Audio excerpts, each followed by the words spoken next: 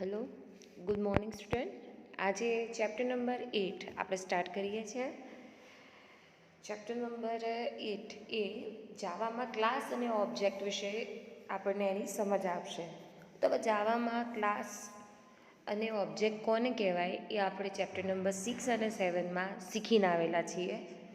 તો આ ચેપ્ટરની અંદર તમે ક્લાસને કેવી રીતે બનાવી શકો છો, એની અંદર કેવી રીતે ઓબ્જેક્ટ તમે લઈ શકો છો, એના રિલેટેડ આ ચેપ્ટરની અંદર તમને ભણવા મળશે.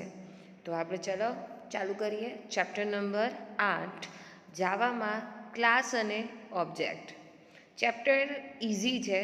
આમાં કેવી રીતે ઓબ્જેક્ટ બનાવવું, ડેટ મીન્સ કે કેવી રીતે એને પ્રોગ્રામની અંદર લખવામાં આવે છે, કેવી રીતે એને કિંમત આપવામાં આવે છે, ઓબ્જેક્ટ કોને કહેવાય અને ક્લાસ કોને કહેવાય, એના વિશેની માહિતી આપણને આ ચેપ્ટરની અંદર તમને આપવામાં આવશે.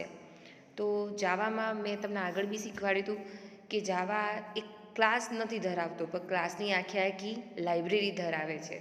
હવે લાઇબ્રેરી હોય તો એક બુક બી તમે લઈ શકો છો, એક કરતાં વધારે બી બુક લઈ શકો છો. એવી જ રીતે એક પ્રોગ્રામની અંદર તમે એક ક્લાસ બી લઈ શકો છો અને એક કરતાં વધારે ક્લાસ બી લઈ શકો છો. તો આ ચેપ્ટરની અંદર હું પોતે બી મારા થોડાક તમને ઉદાહરણ આપીશ, જેથી કરીને તમને સમજવામાં એ સરળતા રહેશે. તો સૌથી પહેલાં જાવામાં ક્લાસ વિશે આપણે ભણીએ. આગળ બી મેં તમને કીધું હતું કે એક ઉદાહરણ તરીકે આપણે આપણો જે ક્લાસ લઈ લઈએ. જેમ કે આપણી પાસે એક ક્લાસ છે જેનું નામ છે, આપણે ધારો કે કોઈ બી નામ આપી દઈએ, IJSC નામનો મારી પાસે ક્લાસ છે. હવે ક્લાસમાં કેવું હોય, પહેલાં ઉદાહરણ સમજો, એના પછી જ આના વિશે તમને ખબર પડશે. તો ક્લાસની અંદર કેવું હોય કે તમે એક ક્લાસ જ્યારે કોઈ સ્કૂલ બનતી હોય તો એની અંદર પહેલાં શું બનાવવામાં આવે, એનું સ્ટ્રક્ચર બનાવવામાં આવે કે આ સ્કૂલની અંદર આટલા ક્લાસ મૂકવામાં આવશે. એવી રીતે જ્યારે ક્લાસ આખો તૈયાર થઈ જાય ને એના પછી એની અંદર તમને બેન્ચીસો ગોઠવેલી હોય. હવે એક ગ્રુપનો ક્લાસ હોય કે બી ગ્રુપનો હોય, તો એક ગ્રુપનો ક્લાસ જ્યારે બને તો એની અંદર જે બી સ્ટુડન્ટો હશે એ બધાની લાક્ષણિકતાઓ સરખી હશે. લાક્ષણિકતા સરખી એટલે એ બધા સ્ટુડન્ટો એ ગ્રુપના જ હશે. એની અંદર કોઈ પણ સ્ટુડન્ટ બી ગ્રુપ એટલે બાયોલોજી ધરાવતો સ્ટુડન્ટ નહીં હોય. જો તમને આટલે સુધી ખબર પડી હોય તો આપ બહુ ઇઝીલી એને સમજી શકશો. વન્સ મોર કરીએ. ઉદાહરણ બરાબર સમજો, પછી થિયરી પ્રમાણે જઈશું.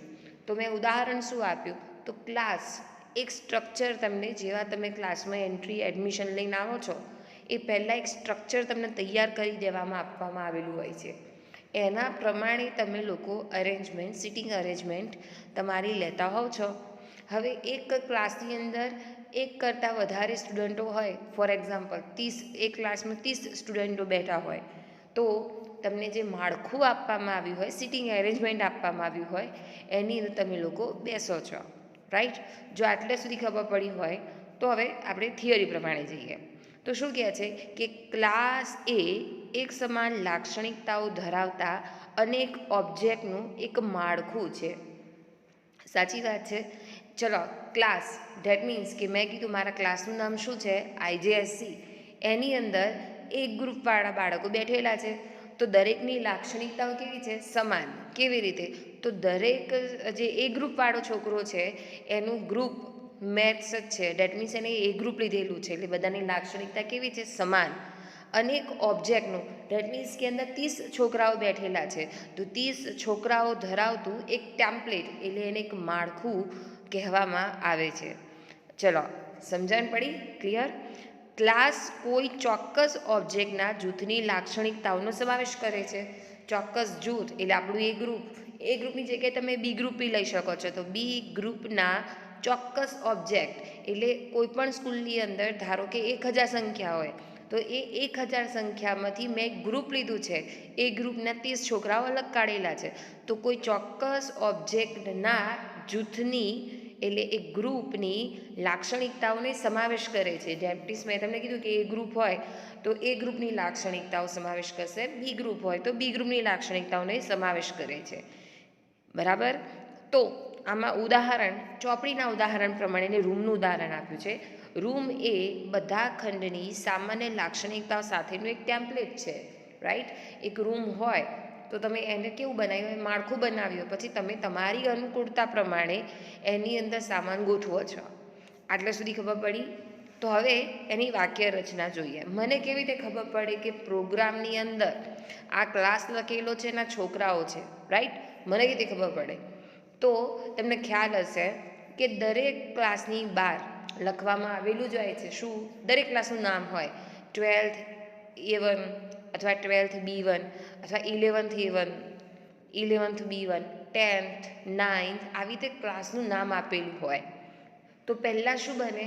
ક્લાસનું નામ, એના પછી અંદર ઓબ્જેક્ટ ને ગ્રુપ ને બધું નક્કી થાય. તો આની વાક્ય રચના કેવી રીતે છે, આ કામ કેવી રીતે કરે છે, તો એ જોઈએ. તો સૌથી પહેલાં હવે તમને બધાને ખબર છે કે મેં કીવર્ડ્સ એટલે શું કહેવાય? જે તે ભાષાના પોતાના શબ્દ, એને આપણે શું કહીએ છીએ? કીવર્ડ. તો ક્લાસ કેવી રીતે સ્ટાર્ટ થાય છે? તો જુઓ, ક્લાસ નામનો કીવર્ડ આપેલો છે. હવે છગડિયા કૌંસમાં જે કંઈ વસ્તુ હોય સમજી લેવાનું એ કમ્પલસરી છે. તો શું આપવું જરૂરી છે? ક્લાસનું નામ. હવે એક વસ્તુ ઇમેજ કરો કે હું ફક્ત ક્લાસ જ લખું, ક્લાસ જ, હું મેરિટ પાડીને જ્યારે ક્લાસ બનાવું છું ત્યારે ફક્ત એમ લખું ક્લાસ ક્લાસ ક્લાસ, 6 વાર ક્લાસ લખી દઈશ તો કોઈને ખ્યાલ આવશે કે એકચ્યુઅલી હું કયા ક્લાસની વાત કરું છું? 11થના, 12થના, સેકન્ડરીના, પ્રાઇમરીના, કોના? તો મારે લખવું પડે ને કે એ ગ્રુપનો ક્લાસ હોય તો ક્લાસ A1, બી ગ્રુપનો ક્લાસ હોય તો ક્લાસ B1, રાઈટ. તો શું કહે છે? ક્લાસ લખ્યો પણ બાજુમાં તમારે A1, B1, E1 કે ભાઈ જે તમારે લખવું હોય એ ક્લાસનું નામ આપવું પડે. હવે આગળ બી આપણે શીખેલા છીએ કે છગડિયા કૌંસનો ઉપયોગ શું થાય? જૂથ, વાક્યના સમૂહ લખવા માટેનો ઉપયોગ થાય છે. તો પ્રોગ્રામિંગ ભાષામાં આપણે ભણીએ છીએ તો શું હોય? તો દરેક ક્લાસની અંદર વેરિયેબલ એટલે ચલ હોય. ચલ એટલે ઓબ્જેક્ટ કહીએ આપણે. તો દરેક ક્લાસની અંદર સ્ટુડન્ટ હોય અને દરેક સ્ટુડન્ટને સંભાળવાની અને ભેગા રાખવાની દરેક ક્લાસ ટીચર, દરેક શિક્ષકો મેથડો યુઝ કરતા હોય કિંમતો આપવા માટે. તો ક્લાસની અંદર તો ઓળખાશે કેવી રીતે? મને ઓળખાશે કેવી રીતે ક્લાસ?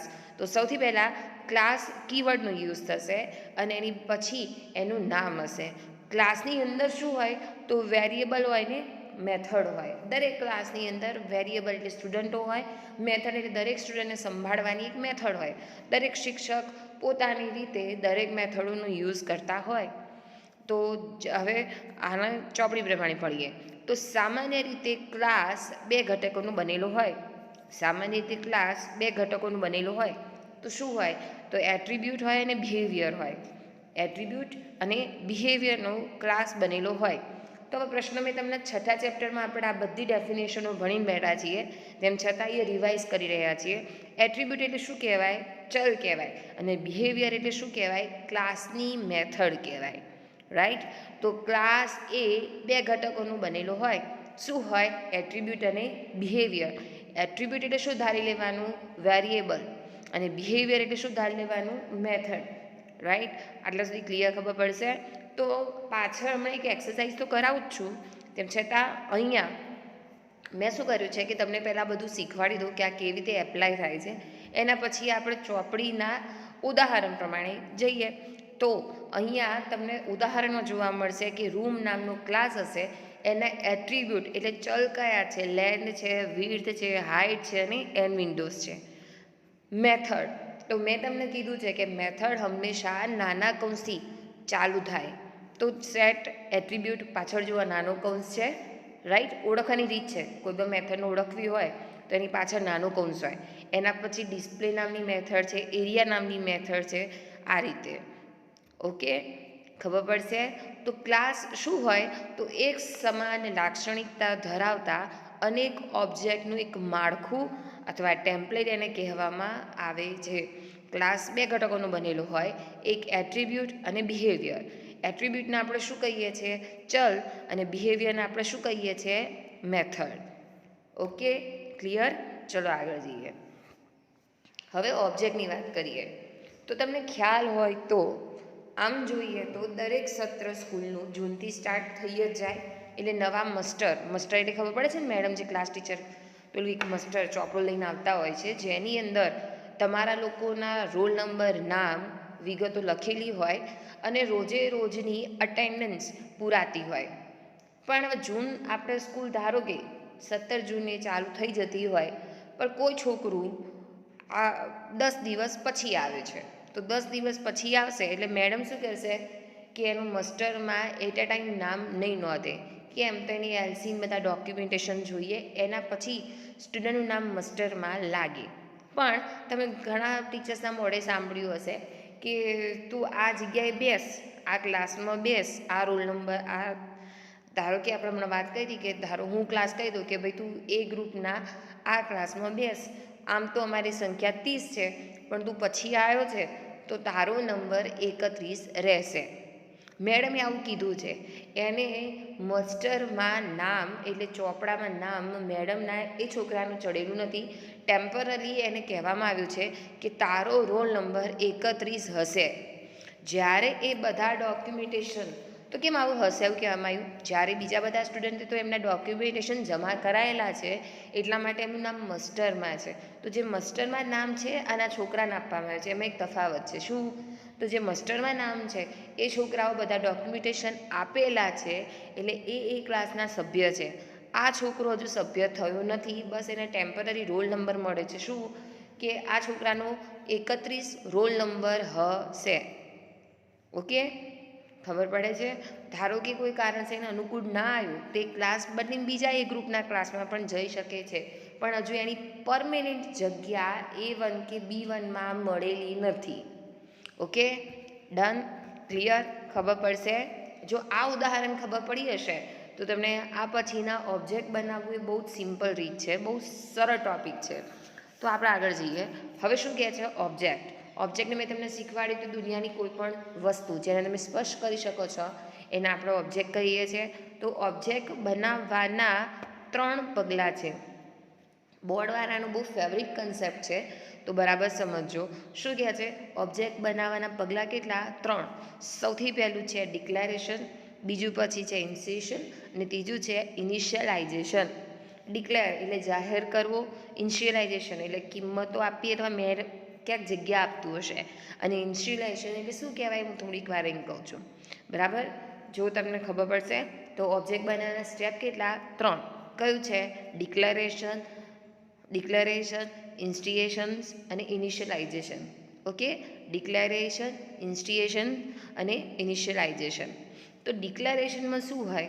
તો ક્લાસનું નામ અને વેરિયેબલનું નામ. જેમ કે અભી હાલ મેં કીધું કે એક છોકરો પાછળથી આવ્યો છે, તો હું શું કહીશ કે તારે આ ક્લાસમાં IGSCના 1લા નંબરના ક્લાસમાં તારે બેસવાનું છે. તો આપણે એનું નામ આપીશું કે આ છોકરો, એડમિનમાં મારે કહેવું તો પડશે ને, હું કહીશ કે આ નામનો છોકરો એ IGSCના 1લા ક્લાસમાં બેઠેલો છે. ઓકે, તો મેં શું કર્યું કે આ પ્રકારના ક્લાસ પ્રકારનો ચલને મેં ઘોષિત કર્યો. ડેટ મીન્સ મેં બધા જાહેર કર્યું કે આ સ્ટુડન્ટ IGSCના 1 નંબરના ક્લાસમાં બેસશે, એનું આ નામ છે. હવે એ છોકરાને 10 ક્લાસ જો હોય આપણા, તો 10 ક્લાસમાં એને ફરવાની જરૂર રહેતી નથી. આપણે એને કહી દીધું. શું કીધું છે? સાંભળજો, મેં એને કીધું જ છે. હજુ એનું નામ મસ્ટરમાં આવેલું નથી, પરમેનન્ટ હજુ એ છોકરો થયો નથી. એને ફક્ત ઘોષિત કર્યો છે. શું કીધું? કે આ છોકરો IGSCના 1 નંબરના ક્લાસમાં એ બેસશે. એને કહેવાય ડિક્લેરેશન. ડિક્લેરેશનમાં શું હોય? તો ક્લાસનું નામ હોય અને વેરિયેબલ હોય. ઓકે, ચલો હવે ઇન્સ્ટિએશન્સ. ઇન્સ્ટિએશન એટલે દ્રષ્ટાંતીકરણ. બહુ ટિપિકલ ગુજરાતી વર્ડ છે, એની અંદર ના પડશો, પણ શું કહેશે કે મેમરી ફાળવીને ઓબ્જેક્ટ બનાવવા માટે ન્યૂ ચાવીરૂપ શબ્દ વપરાય છે. બરાબર? હવે એને શું કરીશું? ઓલરેડી આપણે 30 તો છોકરાઓ લઈ લીધા છે. આ છોકરાને મસ્ટરમાં નામ જો તમારે લગાવવું હોય તો મારે એની જગ્યા A1માં કરવી પડશે. હવે A1માં હું કરીશ એટલે બધા શું કહેશે? ન્યૂ સ્ટુડન્ટ, ન્યૂ એડમિશન લીધેલો છોકરો છે. તો એની આગળ કયો શબ્દ લાગી ગયો? ન્યૂ. તો ન્યૂ શબ્દ લાગે તો સમજી લેવાનું કે આને IGSCના 1 નંબરના ક્લાસમાં પરમેનન્ટ જગ્યા મળેલી છે. ઓકે, તો હવે આપણી ચોપડીની ભાષામાં જઈએ. તો ઇન્સ્ટિએશનમાં શું થશે? તો મેમરીમાં ફાળવીને ઓબ્જેક્ટ બનાવવા માટે આપણે ન્યૂ ચાવીરૂપ શબ્દનો ઉપયોગ કરીશું. ન્યૂ ચાવીરૂપ શબ્દ એની આગળ લાગેલો હોય, ન્યૂ શબ્દ, સમજી લેવાનું આ મેમરીમાં જગ્યા રોકે છે. જો ન્યૂ ના લાગે તો સમજી લેવાનું કે એને ફક્ત કહેવામાં જ આવ્યું છે, ઘોષિત કરવામાં આવ્યું છે, જાહેર કરવામાં આવ્યું છે, પણ એને મેમરીમાં જગ્યા મળી નથી. અને હવે વાત કરીએ ઇનિશિયલાઇઝેશન, એટલે જેવો ક્લાસ નક્કી થાય એટલે તમને બધાના એક ક્લાસ ટીચર આપી દેવામાં આવે છે. ક્લાસ ટીચર એમનું કાર્ય શું હોય? તમારી પાસેથી ડેટા મેળવવાનું, તમને ડેટા આપવાનું. ટૂંકમાં તમારું ટોટલી ધ્યાન રાખવાનું કામ કોણ કરે છે? Class teacher. બરાબર. તો જે આ છોકરો નવો આવ્યો છે એના ડોક્યુમેન્ટેશન લેવાનું, એને સમજાવવાનું, એને કેવી રીતે બેસવાનું, કેવી રીતે મેથડ એપ્લાય કરવાની, આ બધી જ ઇન્ફોર્મેશન કોણ આપશે? તો જે આપણા ક્લાસ ટીચર હોય તે. તો શું કહે છે? ઇનિશિયલાઇઝેશનને શું કહેવાય? તો નવા બનેલા ઓબ્જેક્ટને કિંમત આપવા માટે કન્સ્ટ્રક્ટર એ શું છે? તો એક વિશિષ્ટ પ્રકારની મેથડ કોલ કરવામાં આવે છે. કન્સ્ટ્રક્ટર એટલે ધારો કે ધારી લો તમારા ક્લાસ ટીચર, એમનું કાર્ય શું હશે? તો જે નવો ઓબ્જેક્ટ આવ્યો હશે એને કિંમતો આપવા માટે, ડેટ મીન્સ એને સમજાવવા માટે કે ભાઈ અહીંયા તારે બેસવાનું છે તે. તો એક ખાસ પ્રકારની વિશિષ્ટ એક મેથડ છે, એનું નામ શું છે? કન્સ્ટ્રક્ટર. જો આટલે સુધી ખબર પડી હોય તો આ ચેપ્ટર બહુ જ ઇઝી છે, ઉદાહરણને સમજો, સમજવામાં સરળતા રહેશે. તો ઓબ્જેક્ટ બનાવવાના કેટલા સ્ટેપ છે? 3. સૌથી પહેલું છે ડિક્લેરેશન, ઇનિશિએશન અને ઇનિશિયલાઇઝેશન. ડિક્લેરેશનમાં શું હોય? તો ચલને ફક્ત ઘોષિત કરવામાં આવે છે. ઇનિશિએશનમાં શું હોય? તો ન્યૂ ચાવીરૂપ શબ્દનો ઉપયોગ કરી એને મેમરીમાં જગ્યા આપવામાં આવશે. અને ઇનિશિયલાઇઝેશનમાં શું હશે? તો એને કન્સ્ટ્રક્ટર નામની એક મેથડ આપવામાં આવશે, જેનાથી ઓબ્જેક્ટને શું મળે? કિંમતો મળે. તો વાત કરીએ જાવામાં ક્લાસ એ ઇન્ટીજર અને બુલિયન જેવા સમાવિષ્ટ પ્રકારના જેવો જ એક પ્રકાર છે.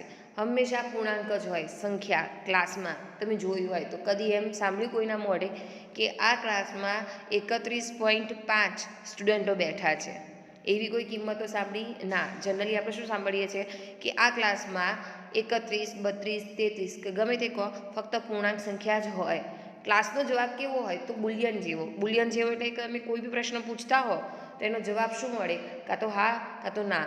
ધેટ મીન્સ બુલિયન જેવા સમાવિષ્ટ પ્રકારના જેવો જ એક પ્રકાર હોય છે. આથી ક્લાસના નામનો ઉપયોગ ઘોષિત વિધાનમાં ચલના પ્રકારનો ઉલ્લેખ કરવા, પ્રાચલના પ્રકાર જણાવવા અને વિધેયોની પરત કિંમત પ્રકાર જણાવવા થાય છે. તો આ હતું ઓબ્જેક્ટ કેવી રીતે બનાવાય એના વિશેની માહિતી હતી. 3 રીતે તમે બનાવી શકો છો: ડિક્લેરેશન, ઇનિશિએશન અને ઇનિશિયલાઇઝેશન. મેં તમને આગળ કીધું. હવે મને કહેશો આ ઉદાહરણ જુઓ. શું કહે છે? તો રૂમ એ અને R1 લખ્યું છે, રૂમની બાજુમાં R1. તમને કોઈ ખ્યાલ આવે છે કે કોણ ક્લાસ હશે ને કોણ ઓબ્જેક્ટ હશે? જો તમને ખ્યાલ આવતો હોય તો થોડુંક વિચારો અને પછી મને કહો. જોઈ ના બોલતા. ઘણા લોકો શું કરશે? ફટાફટ લાઈન વાંચી જશે અને લાઈનના જોયા પ્રમાણે પછી મને કહેશે હા ના એવું નહીં. તો રૂમ તમને ખ્યાલ આવી જશે. હું લખું ને કે 12, આપણે કહીએ ને 12th A1 અને એનું નામ જે હોય તે XYZ. તો આ પણ એવી રીતે લખેલું છે. તો રૂમ શું છે? ક્લાસનું નામ છે અને R1 એ ઓબ્જેક્ટ છે. ઓકે. તો ચલને ઘોષિત કરવાથી એ ઓબ્જેક્ટ બનતો નથી. મેં તમને કીધું હતું કે મેં છોકરાને જ્યાં સુધી માસ્ટરમાં નામ ના બોલું ત્યાં સુધી એ છોકરો A1 અથવા B1નો સભ્ય છે એવું કહી શકાય નહીં. મેં એને ઘોષિત કર્યો છે. બરાબર. તો જો એને મારે મેમરીમાં જગ્યા આપ્યો તો મારે ન્યૂ કીવર્ડ એની આગળ વાપરવું પડે, પણ મેં અહીંયા વાપર્યો નથી. એનો મતલબ કે આ ઓબ્જેક્ટને તમે સંગ્રહ કરી શકતા નથી. તો આ ઓબ્જેક્ટ શું છે? તો એનો રેફરન્સ આપે છે. શું રેફરન્સ આપે છે? કે આ નામનો સ્ટુડન્ટ 12th A1માં બેઠો છે અથવા 12th B1માં બેઠો છે, પણ ખુદ એ નહીં. એનો રેફરન્સ આપશે. ઓકે. તો આથી આ પ્રકારના ચલને આપણે નિર્દેશિત ચલ અથવા રેફરન્સ વેરિયેબલ પણ કહીએ છીએ. બરાબર. હવે રેફરન્સ તો આપી દીધો. હવે છોકરાને માસ્ટર ઉપર લેવો હોય તો મારે શું કરવું પડે? એની આગળ કયો શબ્દ લગાવવો પડે? ન્યૂ ચાવીરૂપ શબ્દ લગાવવો પડે. હું ન્યૂ જેવો ચાવીરૂપ શબ્દ કરીશ એટલે તરત એને મેમરીમાં જગ્યા મળી જશે. અને આ મેમરી જે હોય ને એને આપણે હીપ તરીકે ઓળખીએ છીએ, જ્યાં ઓબ્જેક્ટને રાખવામાં આવતા હોય છે. હીપ મેમરીની ખાસ જગ્યા છે જેને આપણે હીપ તરીકે ઓળખીએ છીએ, જ્યાં મેજોરિટીમાં જે આપણા ઓબ્જેક્ટ હોય ત્યાં તેનો સંગ્રહ કરવામાં આવતો હોય છે. ઓકે, તો આ એક ઉદાહરણ જોઈએ, બરાબર? તો મને સમજાવતા જજો કઈ વસ્તુ છે, કેવી રીતે છે. તો સૌથી પહેલી લાઈન સ્લેશ પછી ફૂદડી દેખાય છે, તો આ ચિહ્નનો આપણે ઉપયોગ શેના તરીકે કરીએ છીએ? યાદ હોય તો બોલો. નોંધ ઉમેરવા માટે. ખ્યાલ છે? એક લીટીની નોંધ હોય તો ડબલ સ્લેશનો ઉપયોગ કરીએ છીએ. સ્લેશ પછી સ્ટાર હોય તો એક કરતાં વધારે લીટીની નોંધ ઉમેરવા માટે આપણે આ ચિહ્નનો ઉપયોગ કરીએ છીએ. ચલો હવે શું લખ્યું છે? Class room. તો ક્લાસ કેવી રીતે લખાય? તો સૌથી પહેલાં ક્લાસ નામનો કીવર્ડનો ઉપયોગ થાય, એના પછી રૂમ એ આપણા ક્લાસનું નામ છે. હવે આપણે 7મા ચેપ્ટરની અંદર બધી ડેટા ટાઈપ ભણી ગયા હતા. તો ફ્લોટ એ શું છે? આપણી ડેટા ટાઈપ. કોઈપણ ચલને તમે ઘોષિત કરો એ પહેલાં એની ડેટા ટાઈપ આવે. તો ફ્લોટ એ એકચ્યુઅલી કોના માટે વપરાય છે? યાદ કરો. ફ્લોટ એ અપૂર્ણાંક સંખ્યાઓ માટે વપરાતી આ ડેટા ટાઈપ છે. તો લેન્થ, વિડ્થ અને હાઇટ એ આપણા શું થઈ ગયા? ચલ. હવે નીચેની લાઈન તમે મને સમજાવી શકશો? બાઇટ શું છે અને એન વિન્ડોઝ શું છે? યસ, બાઇટ એ ડેટા ટાઈપ છે, એન વિન્ડોઝ એ આપણા ચલનું નામ છે. હવે આ પછીની લાઈન તમને શું લાગે છે? ચલ છે કે મેથડ આપેલી છે? Void set attribute. યસ, શું લાગે છે? ચલ છે કે મેથડ? મેથડ છે. ખબર કેવી પડે? તો જોવા લખ્યું છે વોઇડ સેટ એટ્રીબ્યુટની પાછળ જુઓ નાનો કૌંસ કરેલો છે. જો નાનો કૌંસ હોય ને તો સમજી લેવાનું આ શું છે? મેથડ. મેથડની અંદર શું કહે છે? Float L, float W, float H અને બાઇટ એન. મેથડનું કાર્ય શું હોય? તો કિંમતો આપવાનું. તો શું કહે છે કે લેન્થ એલ ગણો, વિડ્થ બરાબર ડબલ્યુ ગણો, હાઇટ ઇક્વલ ટુ એચ ગણો અને N windows equal to N ગણો. અહીંયા મારી મેથડ પૂરી થાય છે એટલે મેં બંધ કરી દીધું. હવે મને કહેશો આ ડબલ એરિયા એ મેથડ છે કે કોઈ ચલનું નામ છે? સૌથી પહેલાં શોધો ડબલ શું છે? Data type. કોના માટે વપરાય? પૂર્ણાંક સંખ્યાઓ માટે.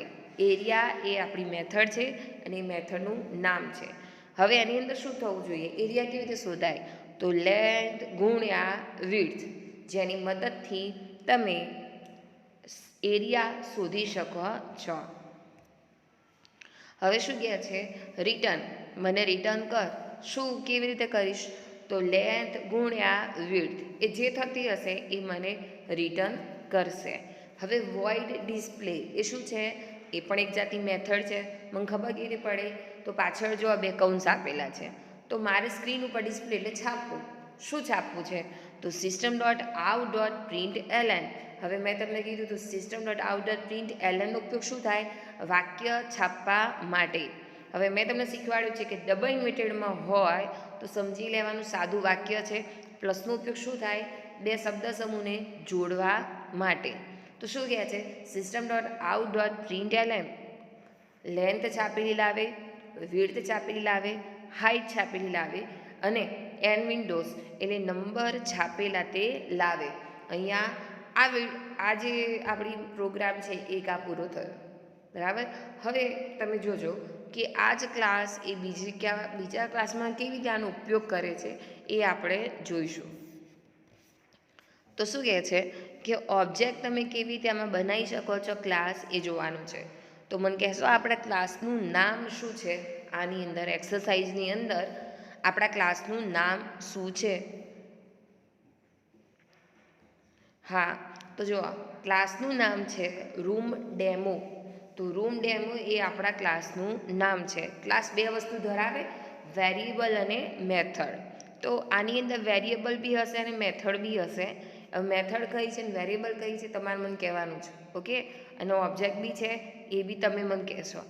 તો ચલો સૌથી પહેલાં એક આ વસ્તુ બહુ બરાબર ધ્યાનમાં રાખજો ને યાદ રાખજો કે દરેક ક્લાસની અંદર એક મેથડ પબ્લિક હોય ને હોય જ. કઈ મેથડ છે? તો પબ્લિક સ્ટેટિક વોઇડ મેઇન એ આપણી મેથડ છે. હવે જુઓ રૂમ R1 જરા મને કહેશો કે આ ડિક્લેર કરેલો છે, ઇનિશિએશન કરેલો છે? ઇનિશિએશનને મેમરીમાં જગ્યા ફાળવવી. યસ, રૂમ R1 એવું કીધું કે આને ફક્ત ઘોષિત કરેલું છે, એનો રેફરન્સ આપે છે પણ ખુદ તે નહીં. પણ જો એને મેમરીમાં રોકવું હોય તો શું લખીશું? R1 બરાબર ન્યૂ રૂમ. આને મેમરીમાં જગ્યા મળેલી છે. તમે એક આ રીતે બી લખી શકો છો કે રૂમ R2 બરાબર એટલે બીજો સભ્ય ન્યૂ રૂમ. એક તમે આ રીતે બી લખી શકો છો. તો ડેટ મીન્સ આપણા બે ઓબ્જેક્ટ બન્યા, બે સ્ટુડન્ટ આવ્યા જેને મેમરીમાં જગ્યા મળેલી છે. તો શું થાય?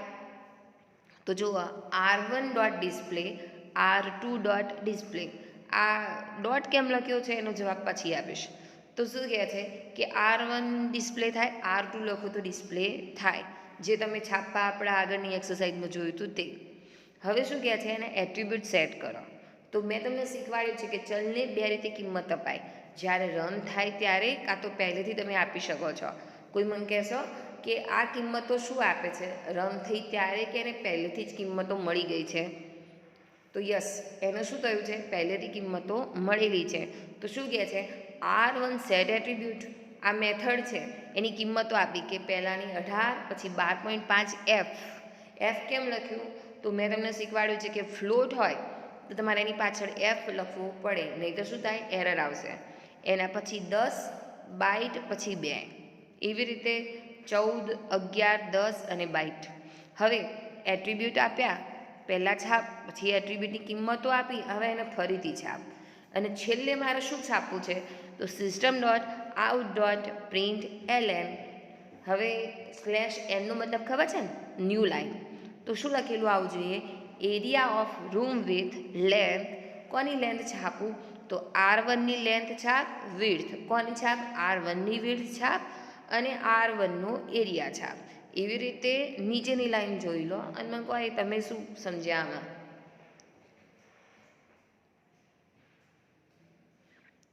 તો શું આપશે? System dot out dot print ln. વાક્ય છાપવા માટે /m નવી લાઈનમાં શું છાપવું છે? તો area of room with length R2 length, R2ની લેન્થ છાપ, એની વિડ્થ છાપ અને એનો એરિયા છાપ. Okay, clear? તો આ રીતે આપણે આ એક્સરસાઇઝને સમજ્યા. હવે એકવાર ખાલી રિવાઇઝ કરી લઈએ. ચેપ્ટર ખૂબ જ ઇઝી છે, બહુ મજા આવશે ભણવાની. ખાલી એકવાર રિવિઝન કરી લઈએ કે શું આપણે ભણ્યા. તો આજે આપણે ભણ્યા ક્લાસ શું હોય? તો એક સમાન લાક્ષણિકતાઓ ધરાવતા અનેક ઓબ્જેક્ટનું એક માળખું, ટેમ્પલેટ, સ્ટ્રક્ચર તમે એને કહી શકો છો. ક્લાસ બે ઘટકો ધરાવે છે. કયો? તો એટ્રીબ્યુટ એટલે ચલ, બિહેવિયર એટલે એને મેથડ એ ધરાવે છે. બરાબર? ચલો, ઓબ્જેક્ટ બનાવવાના સ્ટેપ કેટલા? 3. કયા છે? ડિક્લેરેશન, ઇનિશિએશન અને ઇનિશિયલાઇઝેશન. ડિક્લેરેશનમાં શું હોય? તો એ ફક્ત રેફરન્સ આપશે. ઇનિશિએશનમાં શું હશે? તો ન્યૂ ચાવીરૂપ શબ્દ મળશે અને મેમરીમાં જગ્યા રોકશે. એ મેમરીને આપણે શું કહીએ છીએ? હીપ. એના પછી ઇનિશિયલાઇઝેશન એટલે એને કન્સ્ટ્રક્ટર નામની મેથડ મળશે જેનું કાર્ય શું હશે? એને કિંમતો આપવા માટે. અને મેં કીધું ક્લાસ બે પ્રકારના જેવો જ એક પ્રકાર છે. કયો? તો ઇન્ટીજર અને બુલિયન. રૂમ R1 લખ્યું હોય તો એ તમને રેફરન્સ આપશે. બરાબર? હવે આ ઉદાહરણ આપણે જોયું કે કેવી રીતે મેથડ કામ કરે, કેવી રીતે ચલ કામ કરે છે. કે તો જોવા એમાં પહેલાંમાં લખ્યું હતું રૂમ R1 એ રેફરન્સ આપે છે. પણ જો મારે એને મેમરીમાં જગ્યા રોકવી હોય તો શું લખવું પડે? R1 બરાબર ન્યૂ રૂમ. તો R1 એ આપણું શું છે? ઓબ્જેક્ટ. ન્યૂ કેમ લખ્યું? મેમરીમાં જગ્યા રોકે છે. અને આપણા ક્લાસનું નામ શું છે? તો રૂમ. સેમ રીતે એને બીજી રીતે બી લખી શકાય. રૂમ એ ક્લાસનું નામ, આપણા ઓબ્જેક્ટનું નામ R2, એને મેમરીમાં જગ્યા રોકે છે એટલે ન્યૂ, અને આપણા ક્લાસનું નામ શું છે? રૂમ. હવે R1 ડોટ ડિસ્પ્લે લખ્યું હોય, R2 ડિસ્પ્લે કેમ લખ્યું છે? તો મેં ડોટનું તમને કીધું કે જવાબ આપણે એના નેક્સ્ટ લેક્ચરમાં તમને આપીશ. હવે પ્લસનો ઉપયોગ શું થાય? બે શબ્દ સમૂહને જોડવા માટે. ડબલ સ્લેશનો મિનિંગ શું થાય? એક લાઇનની નોંધ ઉમેરવા માટે આપણે એનો ઉપયોગ કરીએ છીએ. તો આઈ હોપ ચેપ્ટર બરાબર સમજો. ના ખબર પડે તો બીજી વાર રિવિઝન કરજો, અથવા આપ મારી સાથે વાત કરીને એને ક્લિયર કરી શકશો.